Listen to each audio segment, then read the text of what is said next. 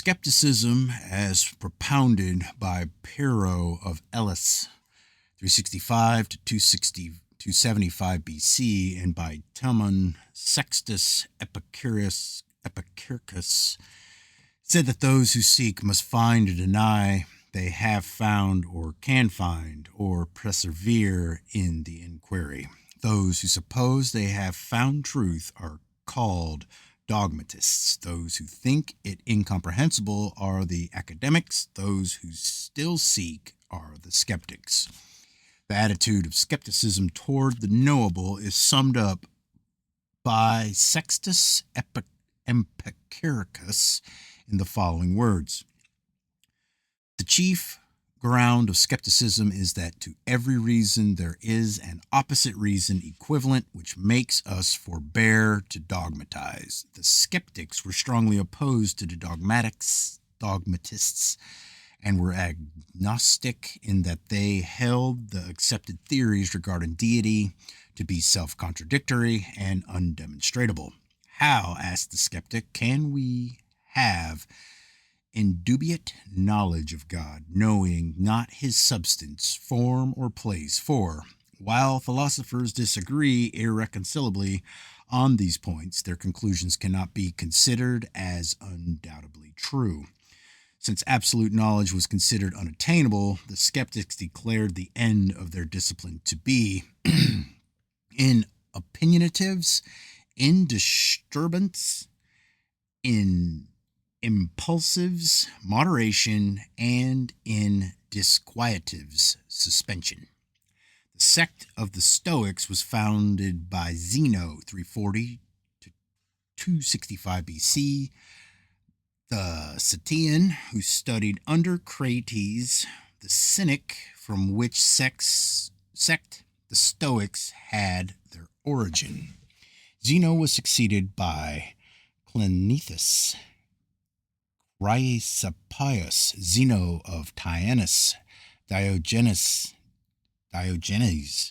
Antipater, Pantaeus, and Poseidonus. Most famous of the Roman Stoics are Epictetus and Marcus Aurelius. The Stoics were essentially pantheists, since they maintained that there is nothing better than the world. The world is God. Zeno declared that the reason of the world is diffused throughout it as seed. Stoicism is a materialistic philosophy enjoining voluntary resignation to natural law. Chrysippus maintained that good and evil being contrary, both are necessary since each sustains the other. The soul was regarded as a body distributed throughout the physical form and subject to dissolution with it. Though some of the Stoics held that wisdom prolonged the existence of the soul, actual immortality is not included in their tenets. The soul was said to be composed of 8 parts: the 5 senses, the generative power, the vocal power, and the 8th, or hegemonic part. Nature was defined as God mixed throughout the substance of the world. All things were looked upon as bodies, either corporal or incorporeal. Meekness marked the attitude of the Stoic philosopher. While Diogenes was delivering a discourse against anger, one of his listeners spat contemptuously in his face. Receiving the insult with humility, the great Stoic was moved to retort, "I am not angry, but am in doubt whether I ought to be so or not." Epicurus of Samos, 341 to 270 BC, was the founder of the Epicurean sect, which in many respects resembles the Cyrenaic, but is higher in ethical standards. The Epicureans also posited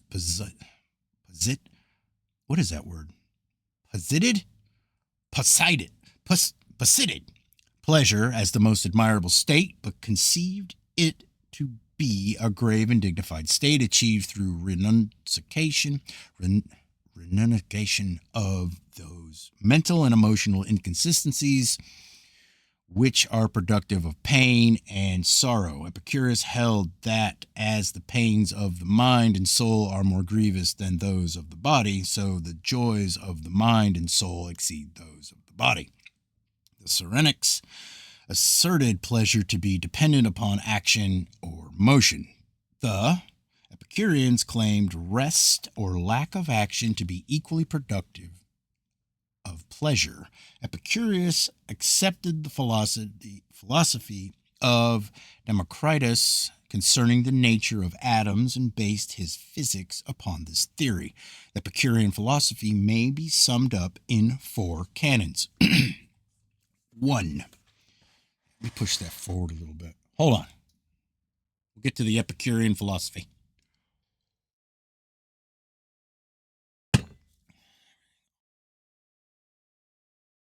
Okay. 1. Sense is never deceived, and therefore every sensation and every perception of an appearance is true. 2. Opinion follows upon sense and is superadded to sensation and capable of truth or falsehood. 3. All opinion arrested or not contradicted by the evidence of sense is true. 4. An opinion contradicted or not arrested by the evidence of sense is false. Among the Epicureans of note were Metrodorus of Lampsacus, Zeno of Sidon, and Phaedrus. Eclecticism may be defined as the practice of choosing apparently irreconcilable doctrines from antagonistic schools and constructing therefrom a composite philosophic system in harmony with the convictions of the eclectic himself. Eclecticism can scarcely be considered philosophy or logically sound, for as individual schools arrive at their conclusions by different methods of reasoning, so the philosophic product of fragments from these schools must necessarily be built upon the foundation of conflicting premises. Eclecticism, accordingly, has been designated the layman's cult. In the Roman Empire, little thought was devoted to philosophic theory. Consequently, most of its thinkers were of the eclectic type. Cicero is an outstanding example of early eclecticism, for his writings are a veritable potpourri of invaluable fragments from earlier schools of thought. Eclecticism appears to have had its inception at the moment when men first doubted the possibility of discovering ultimate truth. Observing all so-called knowledge to be mere opinion at best, the less studious furthermore concluded that the wiser course to pursue was to accept that which appeared to be the most reasonable of the teachings of any school or individual.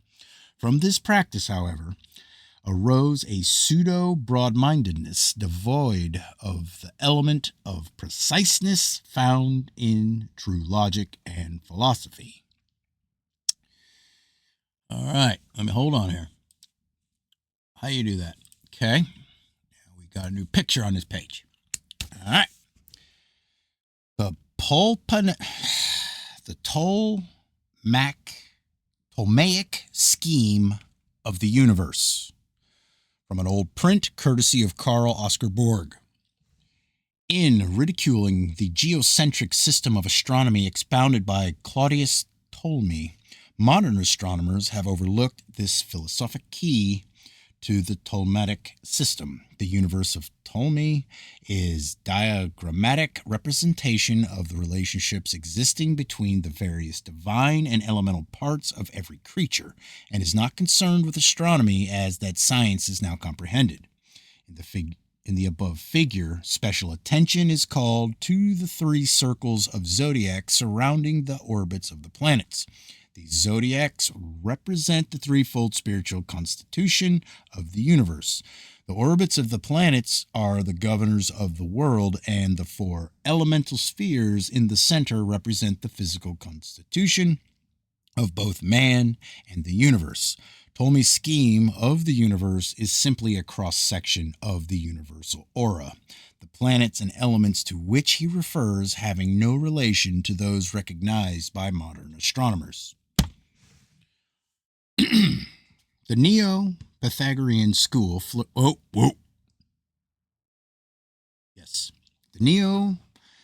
The Pythagorean school flourished in Alexandria during the first century of the Christian era. Only two names stand out in connection with it: Apollonius of Tyana and Moderatius of Gades. Neo-Pythagoreanism is a link between the older pagan philosophies of Neo-Platonism.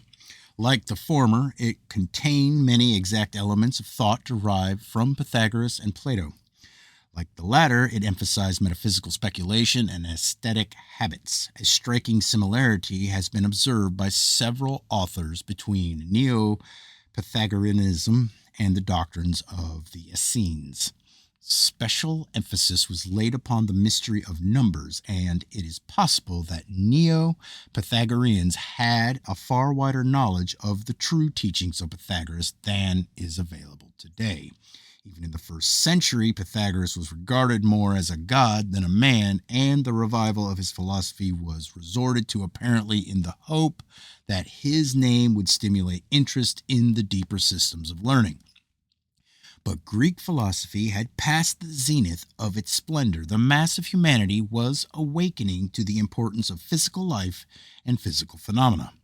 The emphasis upon early affairs, which began to assert itself later, reached maturity of expression in the 20th century. Materialism and commercialism, even though Neoplatonism was to intervene, and many centuries passed before this emphasis took definite form. Although Ammonius Saccas was long believed to be the founder of Neoplatonism, Platoism, the school had its true beginning in Plotinus, AD 204 to 269 ? Prominent among the Neoplatonists of Alexandria, Syria, Rome, and Athens were Porphyry, Iamblichus, Sallusthius, the Emperor Julian, Plutarch, and Proclus. Neoplatonism was the supreme effort of decadent pagandom to publish and thus preserve for posterity its secret or unwritten doctrine. In its teachings, ancient idealism found its most perfect expression. Neoplatonism was concerned almost exclusively with the problems of higher metaphysics. It recognized the existence of a secret and all-important doctrine which from the time of the earliest civilizations had been concealed within the rituals, symbols, and allegories of religions and philosophies. To the mind unacquainted with its fundamental tenets, Neoplatonism may appear to be a mass of speculations interspersed with extravagant flights of fancy. Such a viewpoint, however, ignores the institutions of the mysteries, those secret schools into whose profundities of idealism nearly all of the first philosophers of antiquity were initiated. When the physical body of pagan thought collapsed, an attempt was made to resurrect the form by instilling new life into it by the unveiling of its mystical truths. This effort apparently was barren of results. Despite the antagonism, however, between pristine Christianity and Neoplatonism, many basic tenets of the latter were accepted by the former and woven into the fabric of patristic philosophy. Briefly described, Neoplatonism is the philosophic code which conceives every physical or concrete body of doctrine to be merely the shell of a spiritual verity, which may be discovered through meditation and certain exercises of a mystic nature. In comparison to the esoteric spiritual truths which they contain, the corporal bodies of religion and philosophy were considered relatively of little value. Likewise, no emphasis was placed upon the material sciences. The term patristic is employed to designate the philosophy of the fathers of the early Christian church. Patristic philosophy is divided into two general epochs, ante-Nicene and post-Nicene. The ante-Nicene period, in the main, was devoted to attacks upon paganism and to apologies and defenses of Christianity. The entire structure of pagan philosophy was assailed and the dictates of faith elevated above those of reason. In some instances, efforts were made to reconcile the evident truths of paganism with Christian revelation. Eminent among the ante-Nicene fathers were St. Irenaeus, Clement of Alexandria, and Justin Martyr.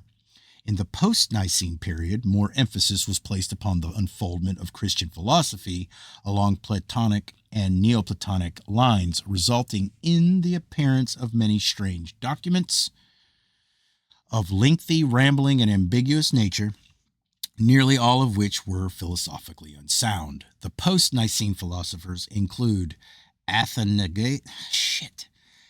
Boy, I love these names. If it's not the Bible, it's this. Jesus. Athanasius, Gregory of Nyssa, and Cyril of Alexandria. The patristic school is notable for its emphasis upon the supremacy of man throughout the universe. Man was conceived to be a separate and divine creation, the crowning achievement of deity and an exception to the suzerainty of natural law. To the patristics, it was inconceivable that there should ever exist another creature so noble, so fortunate, or so able as man, for whose sole benefit and edification all the kingdoms of nature were primarily created. Patristic philosophy culminated in Augustinianism, which may best be defined as Christian Platonism. Opposing the Pelagian doctrine that man is the author of his own salvation, Augustinianism elevated the church and its dogmas to a position of absolute infallibility, a position which it successfully maintained under the Reformation.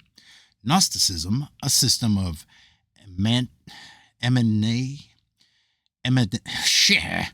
emanationism, interpreting Christianity in terms of Greek, Egyptian, and Persian metaphysics, appeared in the latter part of the first century of the Christian era. Practically,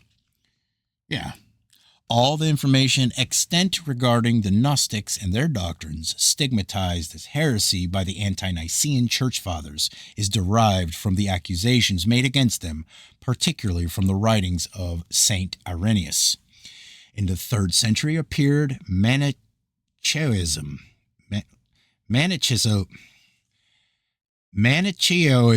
a dualistic system of Persian origin which taught that good and evil were forever contending for universal supremacy. In Manichaeism, Christ is conceived to be the principle of redeeming good in contradistinction to the man Jesus, who was viewed as an evil personality. The death of Boethius in the 6th century marked the close of the ancient Greek school of philosophy. The 9th century saw the rise of the new school of scholasticism, which sought to reconcile philosophy with theology. Representative of the main divisions of the scholastic school were the eclecticism of John of Salisbury, the mysticism of Bernard of Clairvaux, and Saint Bonaventura, the rationalism of Peter Abelard, and the pantheistic mysticism of Meister Eckhart. Among the Arabian Aristotelians were Avicenna and Averroes. The zenith of scholasticism was reached with the advent of Albertus Magnus and his illustrious disciple, St. Thomas Aquinas. Thomism,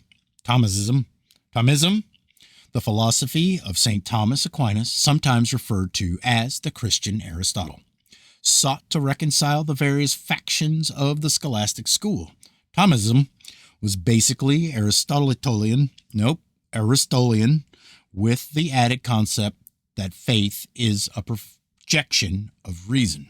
Stoicism, or the doctrine of voluntarism, promulgated by Johann Duns Scotus, a Franciscan scholastic, emphasized the power of efficiency and the individual will as opposed to Thomism. The outstanding characteristic of scholasticism was its frantic effort to cast all European thought in an Aristotelian mold. Eventually, the schoolmen descended to the level of mere wordmongers who picked the words of Aristotle so clean that nothing but the bones remained. It was this decadent school of meaningless verbiage against Sir Francis Bacon directed his bitter shafts of irony, and which he relegated to the potter's field of discarded notions.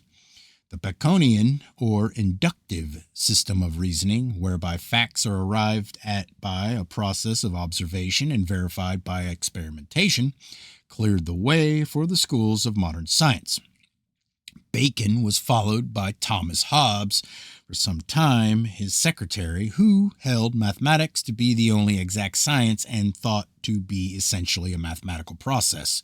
Hobbes declared matter to be the only reality and scientific investigation to be limited to the study of bodies, the phenomena relative to their probable causes, and the consequences which flow from them under every variety of circumstance. Hobbes laid special stress upon the significance of words, declaring understanding to be the faculty of perceiving the relationship between words and the objects, for which they stand.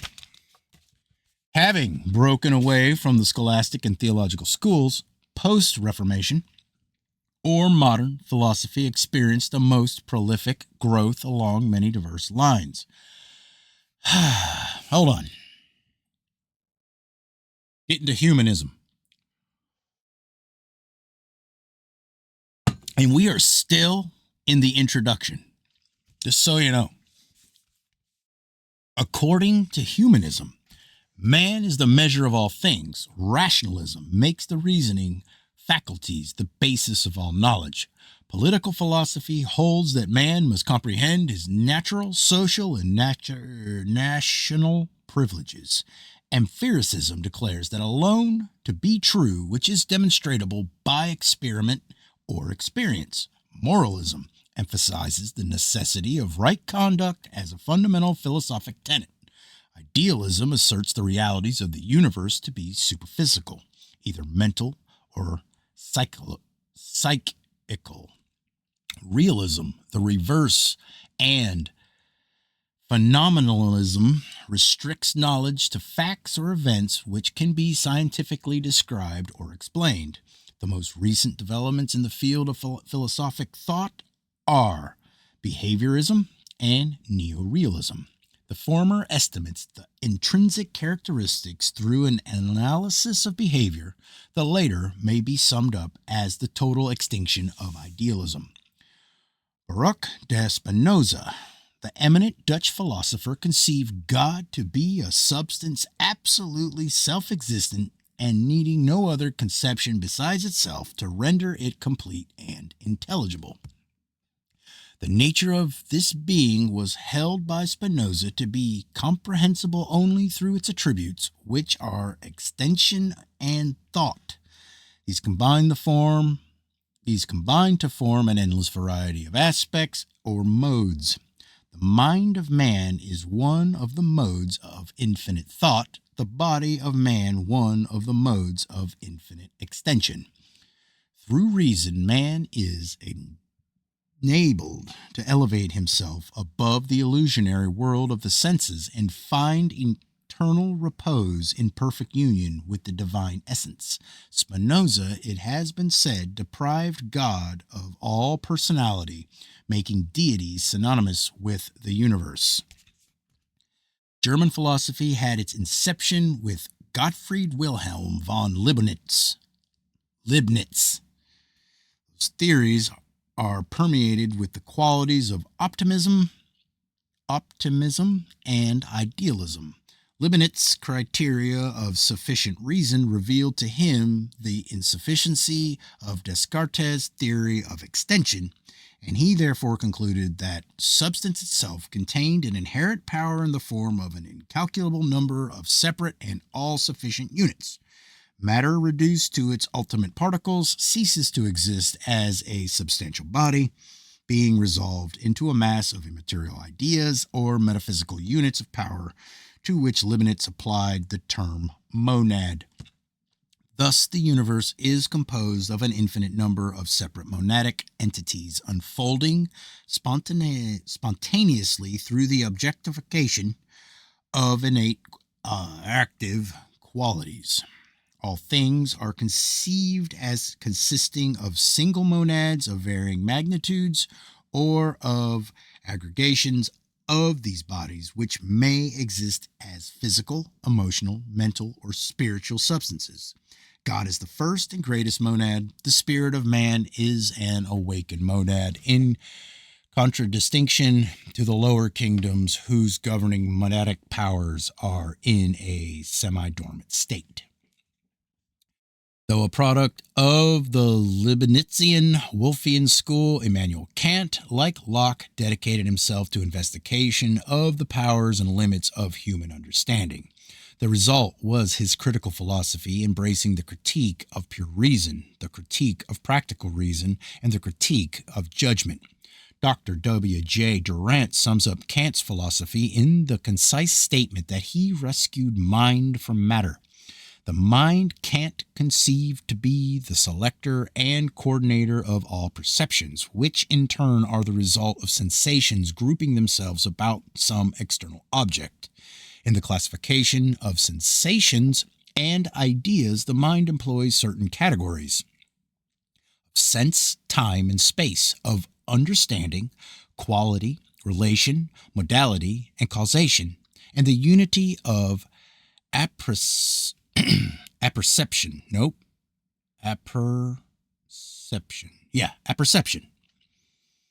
Being subject to mathematical laws, time and space are considered absolute and sufficient bases for exact thinking. Kant's practical reason declared that while the nature of noumenon could never be comprehended by the reason, the fact of morality proves the existence of three necessary postulates: free will, immortality, and God. In the critique of judgment, Kant demonstrates the union of the noumenon and the phenomenon in art and biological evolution. German superintellectualism is the outgrowth of an overemphasis of Kant's theory of the autocratic supremacy of the mind over sensation and thought. The philosophy of Johann Gottlieb Fichte was a projection of Kant's philosophy, wherein he attempted to unite Kant's practical reason with his pure reason. Fichte held that the known is merely the contents of the consciousness of the knower, and that nothing can exist to the knower until it becomes part of those contents. Nothing is actually real, therefore, except the facts of one's own mental experience. Recognizing the necessity of certain objectives, recognizing the necessity of certain objective realities, Friedrich Wilhelm Joseph von Schelling, who succeeded Fichte in the chair of philosophy at Jena, first employed the doctrines of identity as the groundwork for a complete system of philosophy. Whereas Fichte regarded himself as the absolute, von Schelling conceived infinite and eternal mind to be the all-pervading cause. Realization of the absolute is made possible by intellectual intuition, which, let me say it again, realization of the absolute is made possible by intellectual intuition, which, being a superior or spiritual sense, is able to dissociate itself from both subject and object. Kant's categories of space and time von Schelling conceived to be positive and negative, respectively, and material existence the result of the reciprocal action of these two expressions.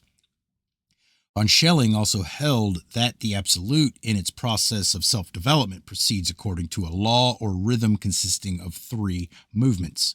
The first, a reflective movement, is the attempt of the infinite to embody itself in the infinite.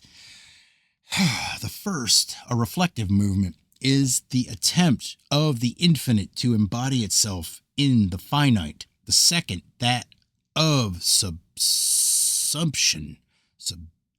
Subsumption. Dang, the second that okay. Give me a second. I'm a carpenter, for Christ's sake.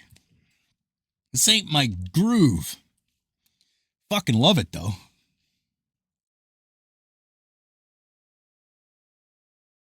What do you people do on your free time? Are there video games? Do you do anything constructive? Do you build? Do you amass anything? Good.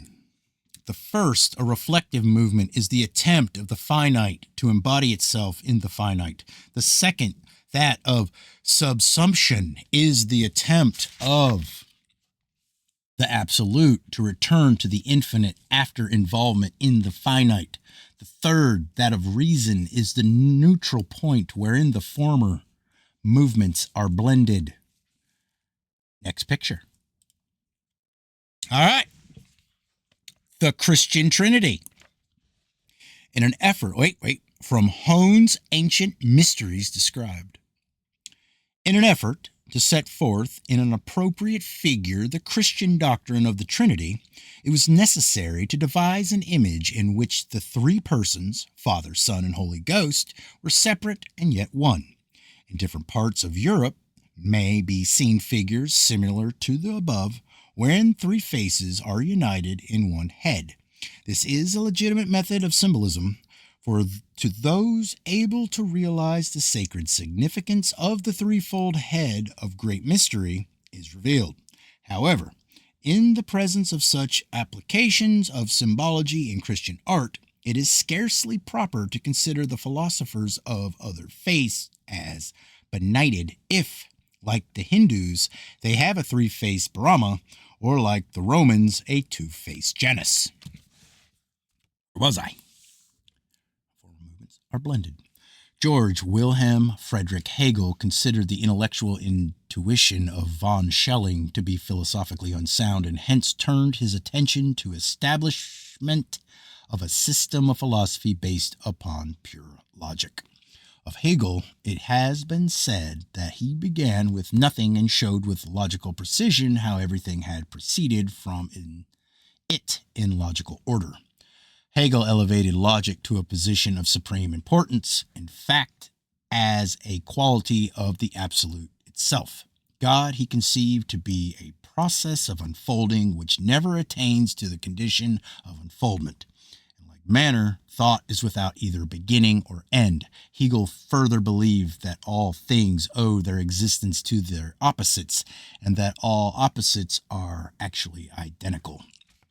Thus, the only existence is the relationship of opposites to each other, through whose combinations new elements are produced. As the divine mind is an internal process of thought never accomplished, Hegel assails the very foundation of theism, and his philosophy limits immortality to the ever-flowing deity alone. Evolution is consequently the never-ending flow of divine consciousness out of itself. All creation, though continually moving, never arrives at any state other than that of ceaseless flow. Johann Friedrich Herbert, philosophy was a realistic reaction from the idealism of Fichte and von Schelling. To Herbert, the true basis of philosophy was the great mass of phenomena continually moving through the human mind. Examination of phenomena, however, demonstrates that a great part of it is unreal, at least incapable of supplying the mind with actual truth. To correct the false impressions caused by phenomena and discover reality, Herbert believed it necessary to resolve phenomena into separate elements, for reality exists in the elements and not in the whole. He stated that objects can be classified by three general terms: thing, matter, and mind. The first, a unit of several properties. The second, an existing object. The third, a self-conscious being. All three notions give rise, however, to certain contradictions, with whose solution Herbart is primarily concerned. For example, consider matter. Though capable of filling space, if reduced to its ultimate state, it consists of incomprehensibly minute units of divine energy occupying no physical space whatsoever. The true subject of Arthur Schopenhauer's philosophy is the will. The object of his philosophy is the elevation of the mind to the point where it is capable of controlling the will. Schopenhauer likens the will to a strong blind man who carries on his shoulders the intellect, which is weak, lame man possessing the power of sight. The will is the tireless cause of manifestation, and every part of nature the product of will. The brain is the product of the will to know, the hand the product of the will to grasp. The entire intellectual and emotional constitutions of man are subservient to the will and are largely concerned with the effort to justify the dictates of the will. Thus, the mind creates elaborate systems of thought simply to prove the necessity of the thing willed. Genius, however, represents the state wherein the intellect has gained supremacy over the will and the life is ruled by reason and not by impulse. The strength of Christianity, said Schopenhauer, lay in its pessimism and conquest of individual will. His own religious viewpoints resembled closely the Buddhistic. To him, nirvana represented the subjugation of will, life, the manifestation of the blind will to live, he viewed as a misfortune, claiming that the true philosopher was one who, recognizing the wisdom of death, resisted the inherent urge to reproduce his kind. Of Friedrich Wilhelm Nietzsche, it has been said that his particular contribution to the cause of human hope was the glad tidings that God had died of pity. The outstanding features of Nietzsche's philosophy are his doctrine of eternal recurrence and the extreme emphasis placed by him upon the will to power, a projection of Schopenhauer's will to live. Nietzsche believed the purpose of existence to be the production of a type of all-powerful individual, designated by him the Superman. This Superman was the product of careful culturing. For if not separated forcibly from the mass and consecrated to the production of power, the individual would sink back to the level of the deadly mediocre. Love, Nietzsche said, should be sacrificed to the production of the Superman, and those who should marry who are best fitted to produce this outstanding type. Nietzsche also believed in the rule of the aristocracy, both blood and breeding being essential to the establishment of this superior type. Nietzsche's doctrine did not liberate the masses. It rather placed over them Superman for whom their inferior brothers and sisters should be perfectly reconciled to die. Ethically and politically, the Superman was a law unto himself. To those who understand the true meaning of the power to be virtue, self-control, and truth, the ideality behind Nietzsche's theory is apparent. To the superficial, however, it is a philosophy heartless and calculating. Yes, concerned solely with the survival of the fittest. Of the other German schools of philosophic thought, limitations of space preclude detailed mention. The more recent developments of the German school are Freudianism and relativism, often called Einstein theory. The former is a system of psychoanalysis through psychopathic and neurological phenomena. The latter attacks the accuracy of mechanical principles dependent upon the present theory of velocity. René Descartes stands at the head of the French school of philosophy and shares with Sir Francis Bacon the honor of founding the systems of modern science and philosophy. As Bacon based his conclusions upon observation of external things, so Descartes founded his metaphysical philosophy upon observation of internal things. Cartesianism, the philosophy of Descartes, first eliminates all things and then replaces as fundamental those premises without which existence is possible. Descartes defined an idea as that which fills the mind when we conceive a thing. The truth of an idea must be determined by the criteria of clarity and distinctness. Hence, Descartes held that a clear and distinct idea must be true. Descartes has the distinction also of evolving his own philosophy without recourse to authority. Consequently, his conclusions are built up from the simplest of premises and grow into complexity as the structure of his philosophy takes form. The positive philosophy of Auguste Comte is based upon the theory that the human intellect develops through three stages of thought. The first and lowest stage is theological, the second metaphysical, and the third and highest positive. Thus, theology and metaphysics are the feeble intellectual efforts of humanity's child mind, and positivism is the mental expression of the adult intellect. In his Cours de Philosophie Positive, Comte writes, in the final, the positive state, the mind has given over the vain search after absolute notions, the origin and destination of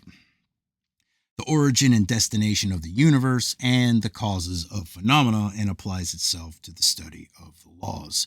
That is, their invariable relations of succession and resemblance. Reasoning and observation, duly combined, are the means of this knowledge.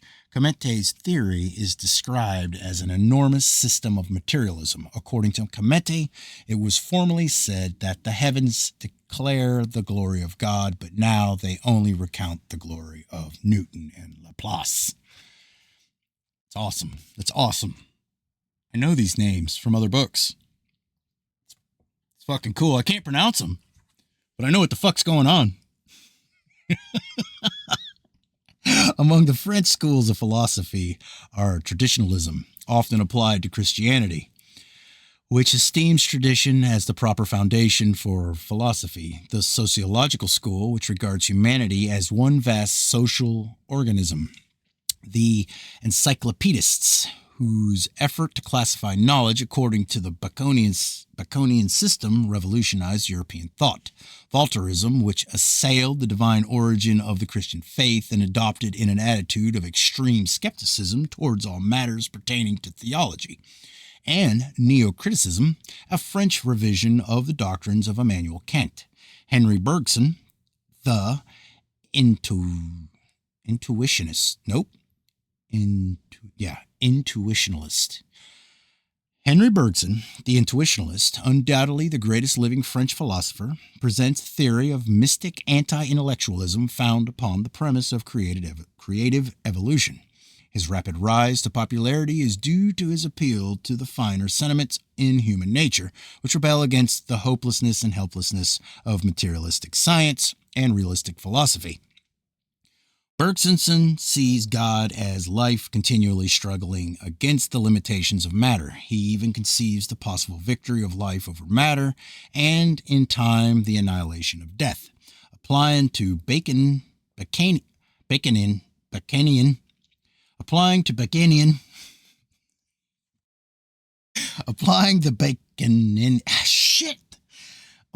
the Baconian method to the mind, John Locke, the great English philosopher, declared that everything which passes through the mind is a legitimate object of mental philosophy, and that these mental phenomena are as real and valid as the objects of any other science. In his investigations of the origin of phenomena, Locke departed from the Baconian requirement that it was first necessary to make a natural history of facts.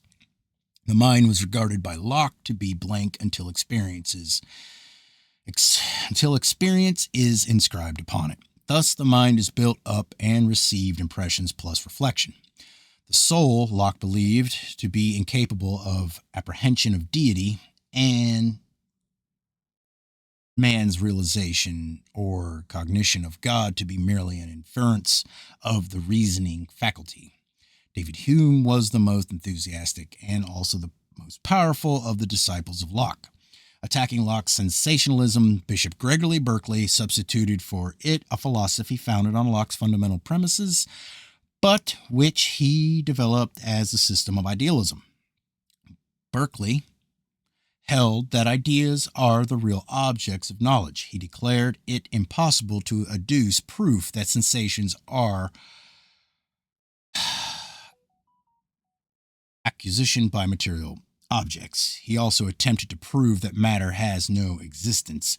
Berkeleyanianism holds that the universe is permeated and governed by mind. Thus, the belief in the existence of material objects is merely a mental condition, and the objects themselves may well be fabrications of the mind. Yeah. At